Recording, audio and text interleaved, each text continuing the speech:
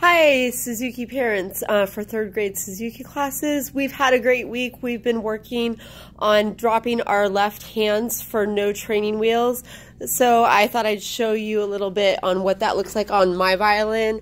If they are holding their violin up in rest position, their left hand has been on this top left corner of their violin, which on the video might actually look backwards. So they're in their rest position. They come up with their instrument in front of them, turn their scroll to the left, put it on their head, stick it in their ear, drop it down to their left shoulder, and then they drop no hands. And what's really important is that we want this left hand to be nice and relaxed. And so we're just gonna hang that hand at the very end of where the neck and the scroll meet right there. And the thumb, let's see if I can get my camera to show it. The thumb is on the very end of, I don't know, I can't see what my phone is doing.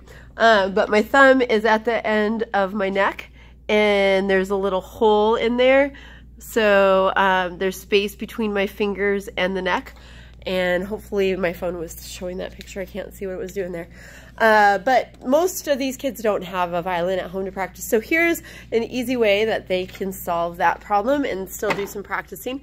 They should still be working on their bow sticks with their bow song, their thumb bumps, their elbow makes the bow go, their pinky push-ups. They can spend about 5 minutes on that bow stick, and then we're gonna use a Kleenex box. This is a little tissue box. So what I told the students is, you can get the little ones. You don't want them to be too thick or too high. Just the small size ones are perfect. You can wrap them at home. I have a 3-year-old, and we wrapped ours in a brown paper bag and used a little Sharpie. We colored the bottom part right here with a chin rest, and then we colored a little fingerboard here and a couple F-holes over here, and she calls it her real violin. But you can hold it nicely, and it gets you working on that position where the box is nice and high up on your shoulder. Of course, it's not really the right size for me because I'm a little bigger than most kids, but if it's like it is for me, if you have a bigger student, you can also add the sponge under it. So if I do that, then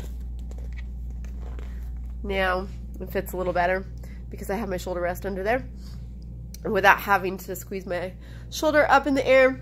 And then I can put my no training wheels up, and it's gonna be really easy to relax because there's no actual neck on a box violin, but you have the weight of the violin here, which is what's important because the violin's not very heavy, but what's gonna help a lot is them having an actual substance to work on them holding with their jaw and their neck. Most of the time they are gonna do this, which is not good, and they're doing that because they're trying to hold the violin up with their wrist, but we actually want their wrist to be relaxed and just hanging down.